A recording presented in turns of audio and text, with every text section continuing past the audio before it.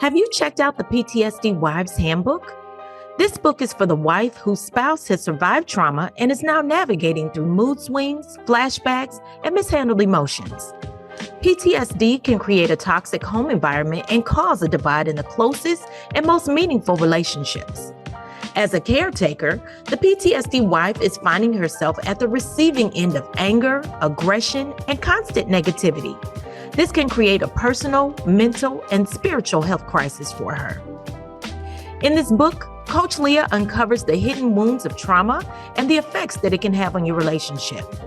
Based on biblical principles, she teaches you the tools and resources that are needed to handle stressful situations and to seek help from the Lord and foster a deeper relationship with Him. By reading this book and putting the principles into action, you're going to learn how to take control of your life and grab hold of the power that lies within. Grab your copy of the PTSD Wives Handbook today by clicking the link in the show notes. Now, back to the show. We're talking all things grief today. Come on in, y'all. Class is in session. Let's talk about it. My name is Leah Huggins. I'm a wife, a mother, and a proud U.S. Navy veteran. After 2 tours to Iraq, my husband was diagnosed with PTSD. My world spiraled out of control as fear, anxiety, doubt, and depression took over. I gave my life to Christ, took on a new mindset, and let go of the negativity of my past. I now help wives to find healing, encouragement, and strategy to overcome the effects of PTSD on their daily lives and in their marriage. So come on in and let's talk about it. Welcome to Marriage, Motherhood, and PTSD. What's up, everybody? Welcome to Marriage, Motherhood, and PTSD. This is the place where we empower women to support their spouse and each other through PTSD without losing themselves in the process. I'm your host, Coach Leah. I'm so glad you joined us today. Well, you know what? I know we're off to a late start, but Happy New Year. How's your new year going so far? I hope you're doing well and prospering in this new year. My new year is off to a rough start, okay? But in the words of a good friend of mine, life be lifing, but God be Godding, okay? So I definitely got to give Him glory for the things that He has brought me through and for definitely holding my hand and keeping me along the way. Now, having said that, did you guys make resolutions this year?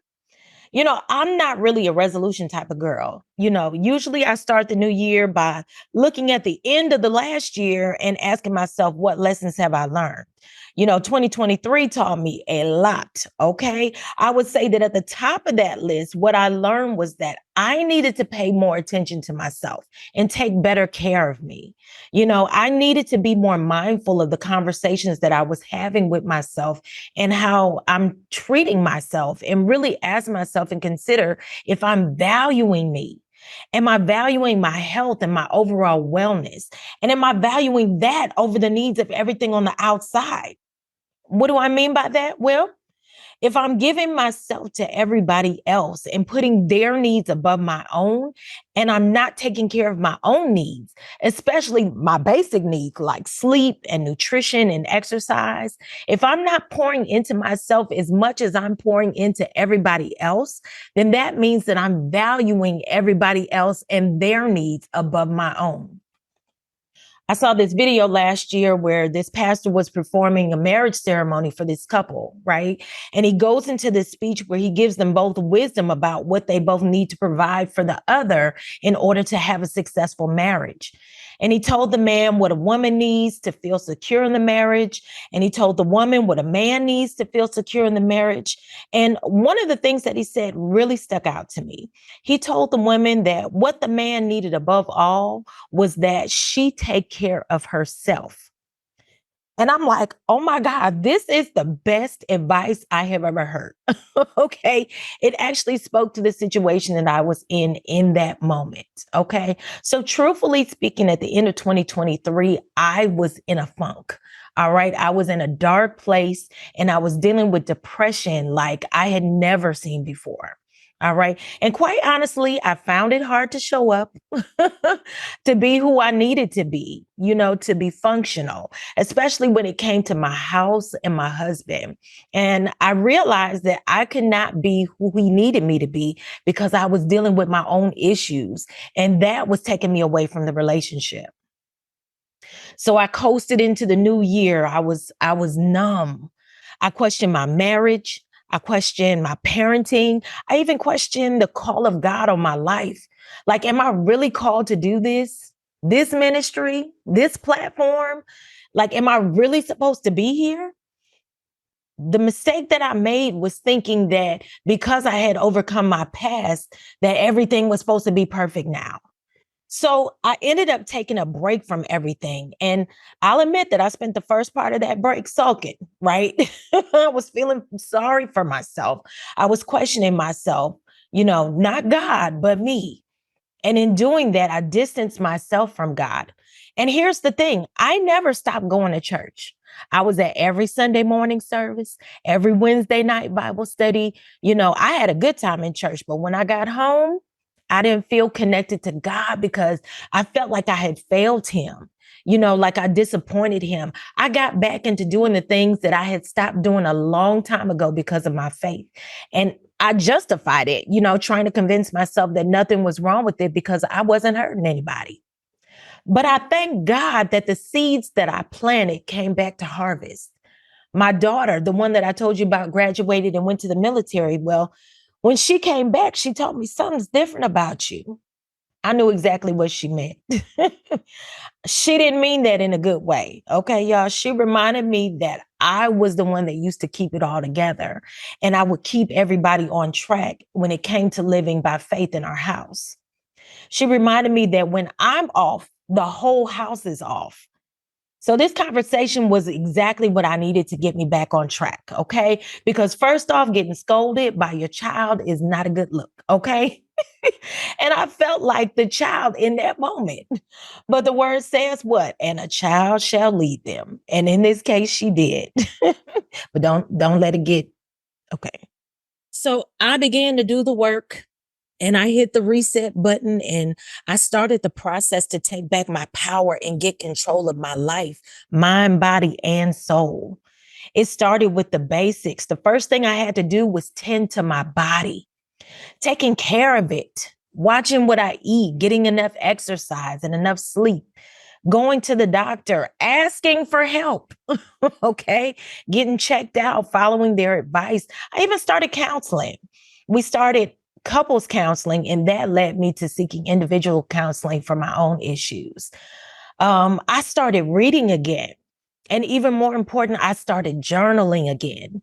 Remember, journaling is the way that I pray. I write my prayers and what I'm feeling. And it's a great way for me to vent and to release.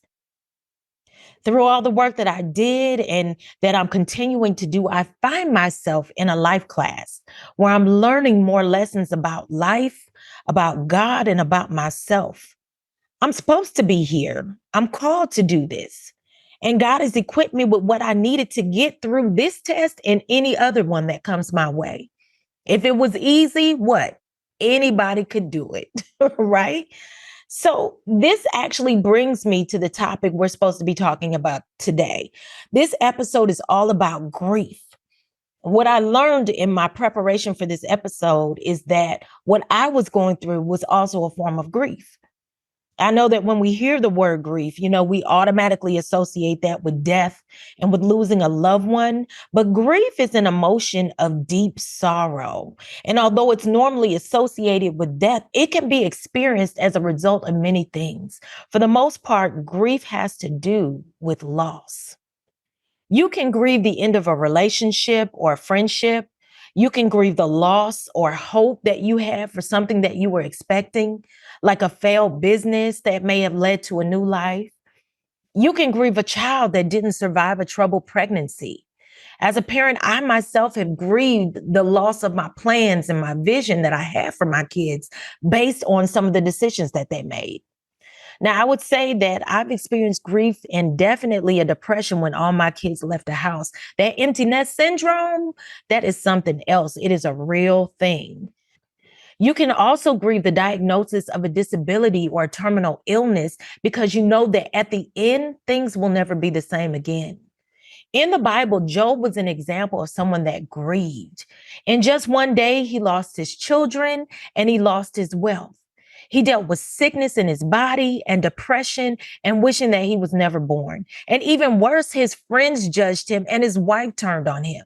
And she told him, "Why don't you just curse God and die?" He had a reason to grieve. I think grief has to do with the end of a thing, where there's not just a physical death, but the death of hope and faith and dreams, and maybe even a shattered heart. You grieve what was or what could have been. The Bible also talks about how the spirit can be grieved by the things that we say and do. Grief is more than just sadness. You're not just feeling blue. It's a brokenness. It's a physical, spiritual pain that can manifest and affect your life in many ways. Grief can pull you into a depression where your emotional status can impact your physical status and keep you from being able to continue on with life as normal. The funny thing about grief is that it looks different in different people. The way one person grieves may not necessarily be the way another person grieves. Grief can also be connected with survivor's remorse. It can have you feeling guilty, thinking, what did I do wrong? What could I done different? Why didn't I see this coming? Why wasn't I able to do anything to stop this? This is all my fault. Feelings of guilt and shame, regret and remorse, they're all connected with grief. It's important to work through your grief and in your own time. Now, when trauma happens, it affects you on different layers. It affects you in the physical and in your mind on an emotional or a mental level. It can also attack your spirit. It's important that in the process of healing that you address all levels separately. What does that look like? Well, first, I cannot stress enough the importance of seeking out the help of a professional. Okay. Find a grief counselor, find a therapist, find a pastor or somebody that has been trained to help you resolve those issues and get to the root of your problem and to move forward in a healthy. Now, y'all know how I feel about church. Okay. I love church, but in some cases it is not enough. It's only a piece of the puzzle. And you have to do the work and tend to all the levels of your life that trauma has affected. As a coach, what I do is to help you establish your goals and help you to create a path in order to achieve them. My job is to get you to where you say you want to be. Now, the Bible says, my people perish because of lack of knowledge. And as with anything we're facing, we need the tools that will help us to deal with grief. So that's why I'm here today. I want to help you. I want to equip you with what you need to know when you or a loved one is dealing with grief. Now, besides the recent times that I've talked about earlier, I have dealt with grief a few times in my life. One moment in particular that sticks out to me is the time that I dealt with the death of my father. My father was an amazing man. He literally was a hero. He was a firefighter. All right. And to me, he was the best dad in the whole world. He was definitely a family man. He loved his family, and I knew that he loved me. He was my best friend and my biggest cheerleader and a main source of emotional support for me. Now, he was diagnosed with pancreatic cancer. I want to say it was around 2014. And my dad was a big guy, and I watched him go from this big guy who was a hero and saving people from fires. And as time goes by, I see him getting smaller and smaller as he began to lose weight from the chemo treatments. And he wasn't able to care for himself, and he needed help in doing most of the smallest and most basic things. In all my years, I don't think that I've ever saw my dad cry until we were in the process of losing him. He was a big guy and he was full of pride and in a good way. And to see him go down the way that he did, it was a lot. It was hard for him and it was hard on us, not just physically, but mentally as well too. He knew he was going down and he had to adjust to this new normal. This is called anticipatory grief. It deals with an expected loss. I was in the process of watching my dad go down. I think that I was facing some things that I was not ready to accept as truth yet. I was in denial. Okay. First, I didn't believe he was going to die. I felt like it was just another hurdle, that he would have to get over, that he was going to make it out of this. And I had so many examples of people that I knew that had overcome their struggles with cancer and they lived to tell about it. And I thought I had prayed enough. I thought I had enough faith to turn it around, that if I believed enough that the diagnosis would go away and that he would have been miraculously healed, I just knew God was going to do it. And it's one thing to know that God is able and can do anything he wants to, but it's another thing to question, will he do it for me? Now, unfortunately, even after all of my prayers and after all the believing I did for a miracle, my dad did not survive. He died in September of 2015 from pancreatic cancer. You should know that disappointment can lead to struggles in your faith. I can remember the Sunday that I came back to church just a few days after his funeral. And it was October, so it was Breast Cancer Awareness Month. And they had one of the members speaking about how she overcame her cancer diagnosis and how God healed her. And that was the last thing that I wanted to hear. Okay. It was almost like a slap in the face or like someone twisting a dagger in my heart. I couldn't understand why God chose to heal her, but not my dad. I heard someone say one time that there are times in life where we have to forgive God. And to me, that was heavy because, I've never experienced getting mad at God or being in a place where I'm like, me and God ain't good. What I have experienced is, like I said earlier, I find that I have drifted away from God. Like when I turn from Him, by the time I look back, it seems like He's not in the same place. But in reality, He's in the same place, but I drifted away. I have moved from Him. It's like going through this quiet rebellion, where I haven't officially declared that we're not good, but my actions and behavior make it clear that something ain't right. Okay. And clearly I've chosen another path. I was mad at God and I didn't even realize it. So, what did that look like? I'm glad you asked. I didn't want to read the word. I didn't want to watch any type of sermon or church on TV or YouTube. I could watch short clips on social media, but it was hard for me to get into anything that was over a few minutes. I went to church out of obligation because I was supposed to do it, right? I had a position in church and I went because others were depending on me, right? And fasting and prayer and Bible study, self-paced Bible study, they were hard. Like I couldn't do it. As I said before, I had started doing the things that I had stopped doing to honor God. There was drinking and my music choices, and sometimes my words and my thoughts, and even my actions. But nobody knew what I was going through on the inside because I knew how to dress it up on the outside. I kept it private because I worried about what the saints would say. I was saved on the outside, but a complete mess on the inside. Now, as I said before, grief is an internal pain. And in some cases, it cannot be soothed. And nothing you say or do is going to fix the problem. Because different people feel and express grief in different ways. There's many ways that people try to soothe themselves.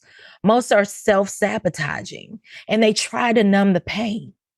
Most people, when they talk about grieving, only cover the fact that they lost somebody. But there's so many levels to that. No one really talks about the aftermath of that loss. I had to make changes in my life. I used to talk to my dad all the time on the phone.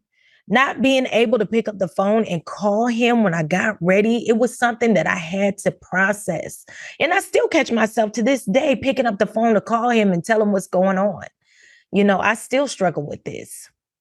Now, there are secondary effects of loss. Okay. One of the biggest that I've seen in my line of work is that a lot of times when it's the husband that has passed away, the wife has lost her provider, she's lost a source of income. And a lot of times women are in a bad place because they depend on their husband to provide for them.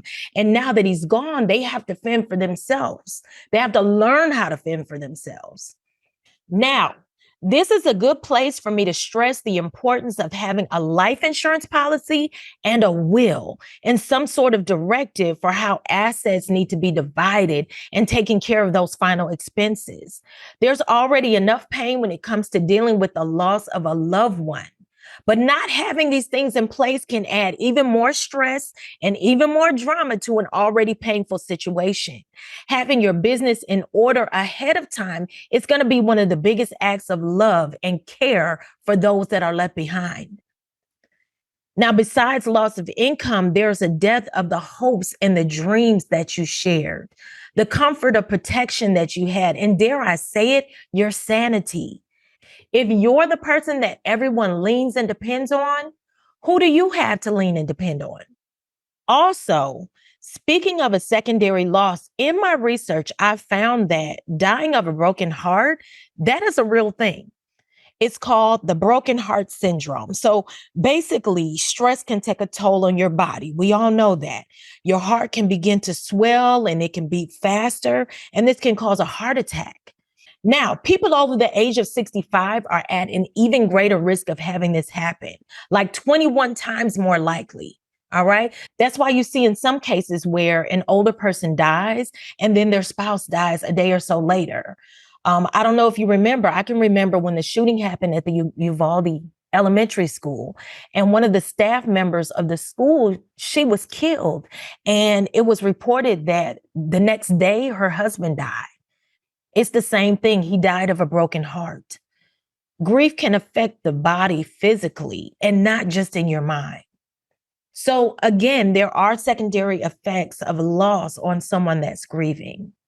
My dad was my best friend, right? He was my sounding board. He was my cheerleader, number one fan. He always gave me the best advice and he loved me. And I felt it. It was more than just knowing.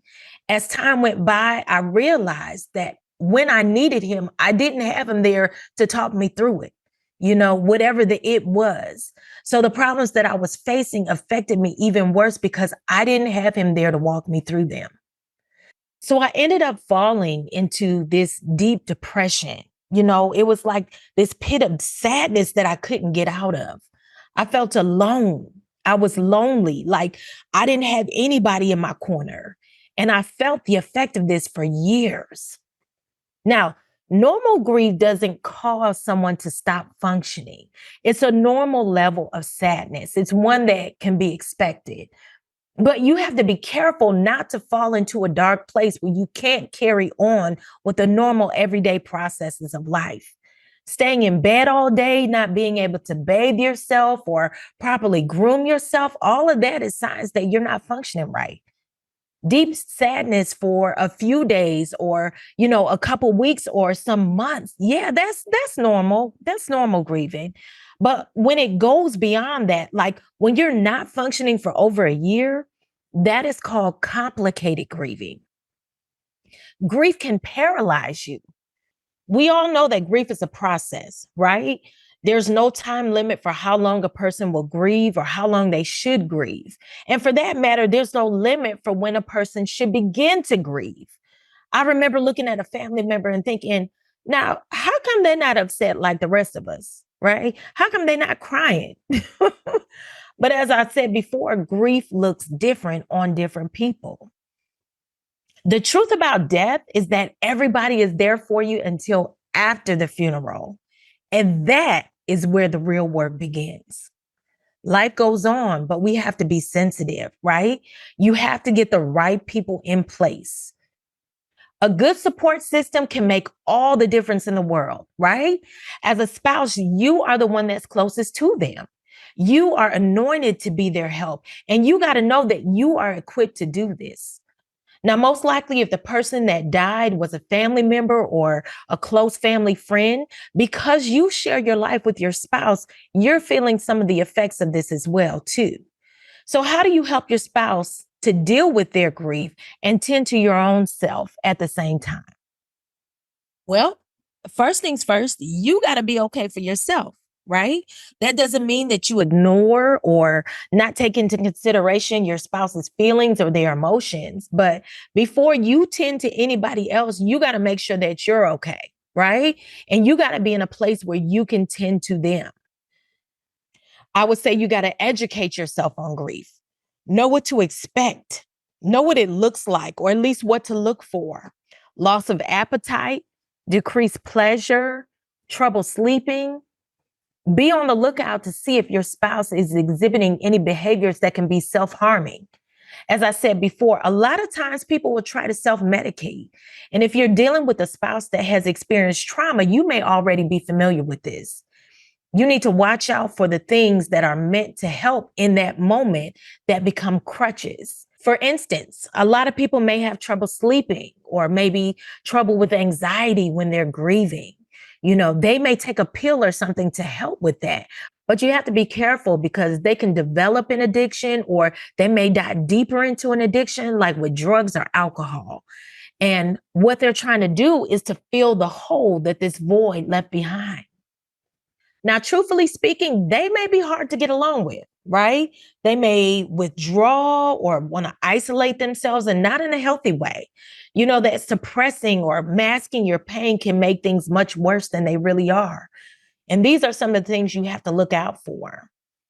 Now, because of his past trauma, I know that death is a trigger for my husband, right? It hits him very hard. So I have to be on guard and watchful to make sure that he's all right when he's grieving. I make sure that he's eating and taking his medication. I talk with him. I pray with him. I watch him to make sure that he doesn't overdo it with these coping mechanisms, right? Oh, and can I tell you about this secret weapon that I found that will help you to minister to your husband? All right. And it's not just for when they're going through grief, but in all things. Come a little closer. Come here. Let me tell you what it is. Let me bless you with this. All right. S X. Yes, sex. There are some things that only you can do as his wife. Okay. And this is one of them. All right. Let that bless you. There's a chemical released in sex and it helps to calm or soothe. And there's like this whole technical term and explanation for it, but I don't know all of that. Okay. All I can tell you is minister to your husband. Okay. That will help him in more ways than one. All right. You're welcome for that. Okay. All right. High five to him. And another random fact. Did you know that tears are a natural painkiller? Like there are some hormones that are released when you cry, and it helps to soothe your pain. This could be why in some cases you feel better after a good cry, right? That's just random information, some things that I learned. Okay, so back to grief. All right. One thing you should know about grief is that there are different stages of grief. Now, these stages are not progressive, like you don't do one and then move on to the next one and so forth. That's not how it works. All right. They don't go in order. Some of them you may not experience at all. All right. Again, grief looks different in different people. Right. So denial is the first stage of grief. Now, I saw that in my own situation where I didn't believe my father was going to die. I just knew that God would heal him, but he didn't, which leads to the next stage, which is anger. Sometimes we can be mad at the person that passed away. We can be mad at the situation. We can be mad at ourselves, and we can even be mad at God. And that's just the reality of the situation. Now, another stage of grief is bargaining. All right. And what this looks like is you would say, if only I would have just, you fill in the blank, then they would still be here. Or maybe if I hadn't, fill in the blank again, they would still be here. You know, Now, we see this example in the story of David in the Bible. And God tells David that because of David's sin, his child was going to die. He wasn't going to make it after birth. And so David begins mourning and he goes and he sits. He doesn't eat. He doesn't drink anything. He doesn't associate. He sits in this room by himself all day. He tears his clothes. He puts ashes on his head. Basically, he's mourning. He's trying to get God to change his mind. But when God doesn't change his mind and the baby dies like he said he would, David gets up, he changes his clothes, he cleans himself up, and then he ate. And although I know he was disappointed, he made a decision not to sit in his grief and in his pain. The next stage of grief is depression, which is, again, it's a deep sadness. Most times, depression doesn't stay in your mind. It affects everything around you, especially your relationship with others. The last stage of grief is acceptance, and that is coming to terms with the new normal. That's life after the loss. So again, what can you do to help somebody with grief? The first thing you got to do is get back to basics. Just like I said earlier, this is going to include your nutrition, your exercise, and sleep. Go for a walk together. Use that time to talk about whatever it is that they want to talk about. This usually helps to bring you closer and to strengthen your bond with each other. I've said this before, your words are seeds. Now, having said that, there are certain things that you do not want to say, all right? Be sure to avoid phrases like, stay strong, don't cry, it'll get better, I know how you feel. Now, the only time you can say, I know how you feel is if you really do understand and you've experienced the same type of loss and you actually do know how they feel. But if you don't know, if you haven't experienced it, don't say that. Another thing I would suggest is that you don't ask them how they're doing, how you think they're doing, right? They're grieving. Now, although these statements, they're well-meaning and you just lack something better to say, they really can cause more harm than they do good. Another thing I would suggest doing is talking about the person that passed away. Say their name, reminisce with them. Don't act like it didn't happen. Let them know that they're not alone. But follow their lead and let them move in their own time. Don't try to force your way. Don't try to make them face their reality, right? You got to let them do things in their own time. Do the little things that are required. If you see something that needs to be done, go on and do it. Don't wait for them to ask for your help. You can also take the time and cook for them or cook with them. If they're up to it, make it a date night. Go out and get something to eat. Really, it's all about spending time with them. You're connecting with them. You're making them socialize. And you're also making sure that they're satisfying a need. Isolation can lead to a lot of other problems, but by spending time with them, you actually help to keep their mind busy and keeps them from wandering. Sleep is also important. They got to get enough rest. And I just told you the secret to get them in bed, right? So let that work for you, okay? The whole thing is about keeping them active and doing what they love to do or doing the things that they find pleasure in. It's all about connection. Remember, you have a unique position as the wife. Like I've said many times in the past, it is not your job to fix them, but you do play an important role in the process. One of the most important things that you can do is to encourage them to seek professional help. A grief counselor, a support group, a pastor, encourage them to reach out and find these resources. And ladies, pray with them. Pray for your husband and pray with them as well. Study the word together. You got to keep them active and social. Go on a double date. Get with some friends. And also serve. Stepping out of yourself and helping others is actual healing in itself. Now, I have an unpopular opinion, okay? I do not agree with the saying that it's okay to not be okay. All right, I don't believe that, right? So I've been in a place where I was not okay. And let me tell you, it is dangerous. It's dangerous. Yes, I understand that it's common and that we all have to face our feelings, but it is unhealthy to sit in that. The longer you stay in it, the harder it's going to be to come out. So yes, definitely identify and acknowledge what you're going through, but don't stay there. All right. Talk to somebody, get some help, do the work so that you can come out of it. All right. Don't sit in it. That is my rule. Do not sit in it. Do the work to get out of it. All right. That's my little PSA for now. All right. So that brings me to the coaching corner for today. All right. I love journaling. You all know this. All right. Being able to write down my thoughts and my feelings is so liberating to me. Right. And it helps me release pain and hurt and all these other emotions that I may be dealing with. So, what I want you to do today is to write a letter to the person or to the thing or the situation that you're grieving. Tell them all the things that you would have told them in a text or in a phone call or in a conversation face to face. Tell them how you're doing right now, maybe how you're feeling. What have you been thinking? Tell them the impact that their loss has had on you. Are you mad? Are you sad? Tell them all about it. Release it. Once you do that, then I want you to write a letter to yourself that is from them. How would they respond to your letter? What would they say about what you told them or your situation? What advice would they give you? Would they be proud of you? What would they want you to do? What would they want you to change? Sometimes healing comes in the words or the things that we wanted to say or hear, but did not get a chance to. This is your chance to get that. I want you to take your time with this exercise.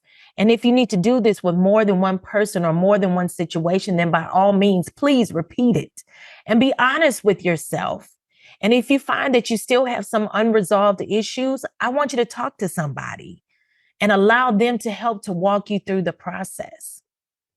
Well, you guys, that is my time for today. Be sure to stay tuned in because we are doing some great things in this season, okay? One of the things I want you to put on your calendar is that in the month of March, we are doing a 30-day challenge. Yes, there's 31 days in March, but we're doing 30 days of challenge. We can use the last day to relax and give God glory, all right? But anyway, we're doing a 30-day challenge. We're going to reset our life. We're going to take charge of our bodies, our mind, and our spirit, and we're going to get closer to God. And I'm going to be introducing our community so that we can connect with each other and encourage and empower and lift one another up, right? There is power in community. Amen. Amen. Well, that's it for now, guys. We will see you next week. But in the meantime, I want you to be encouraged, be empowered, and be blessed. Peace, y'all.